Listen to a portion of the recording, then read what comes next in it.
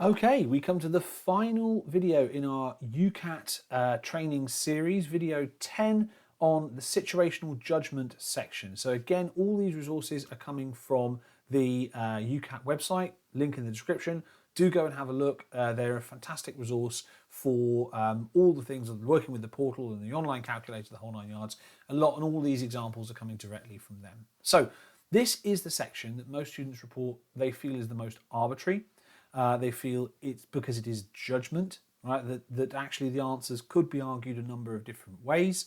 And yeah, I kind of agree with them. It is a little bit arbitrary in terms of what you're doing. But you basically, if you know what you're going to need to know for your interviews and for what you've written in your application, you've done and observed closely on your work experience placements, you should have a good understanding of how a clinical situation works, okay? So let's go for a couple of admin points to start with. 69 questions in 26 minutes. That's 23 seconds per question. So you have to make a judgment very quickly and choose a response. Now, it's not 69 different situations. Again, it's the same situation with multiple questions, then a different situation with multiple questions. So you're not reading 69 different situations, okay?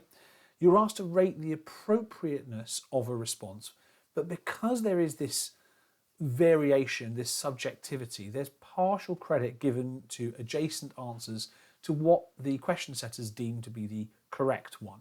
Okay, some of them are very obvious, some of them are a bit more nuanced. Okay, so let me give you some tips on how you can prepare best for the situational judgment section, right?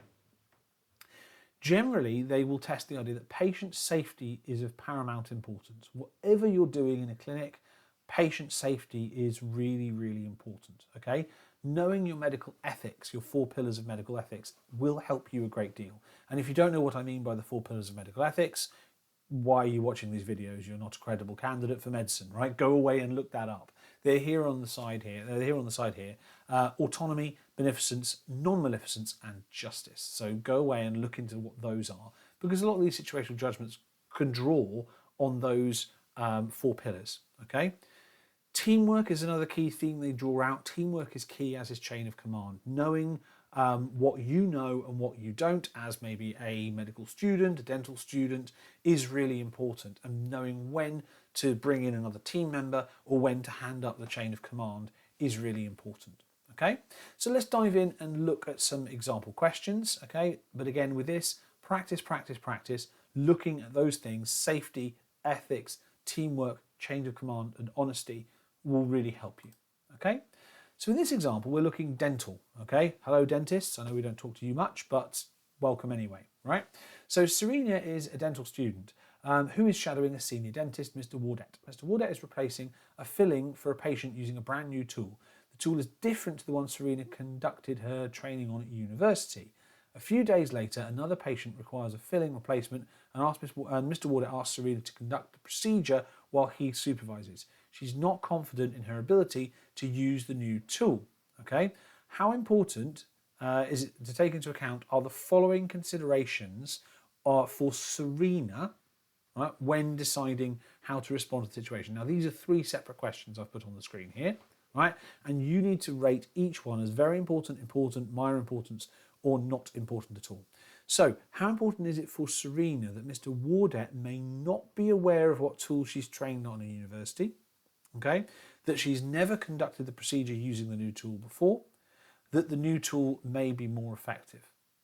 Now I'm going to give you a minute, I'd say pause the video here, have a think, try and rate those as very important, important, of minor importance, and not at all important. It's quite tricky. Okay, let's have a look at some answers for this one then. So for the first one, Mr. Wardet may not be aware of what tool she's trained on. The correct response is B. It is important, okay?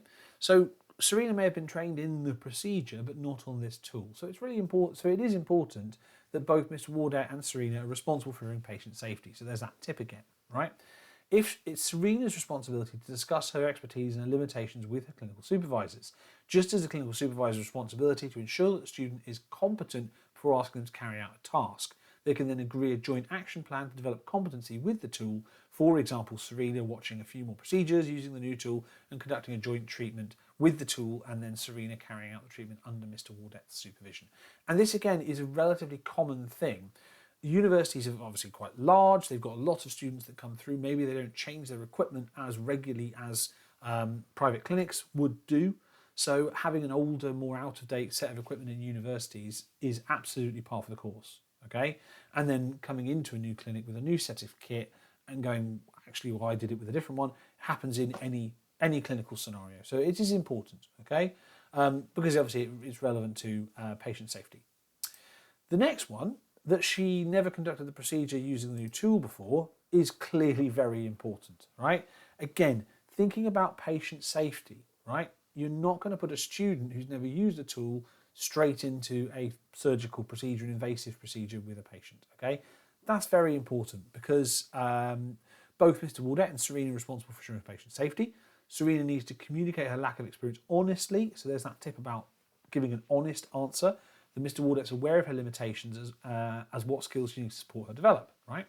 It's a dentist's responsibility as the qualified clinician, clinical supervisor, to ascertain the student's ability before allowing the student to assess or treat patients. Okay, this is to ensure safety and well-being of the patient. So this one is seen as very important, okay, whereas the top one is important because Mr. Wardette's awareness, can be easily fixed. Serena just needs to tell him, okay?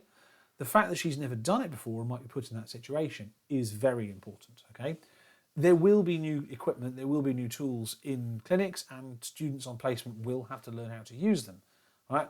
Communication, honesty is important, but not going near the patient and just going, it's fine, I'll figure it out, is very important. So there's a distinction there, okay?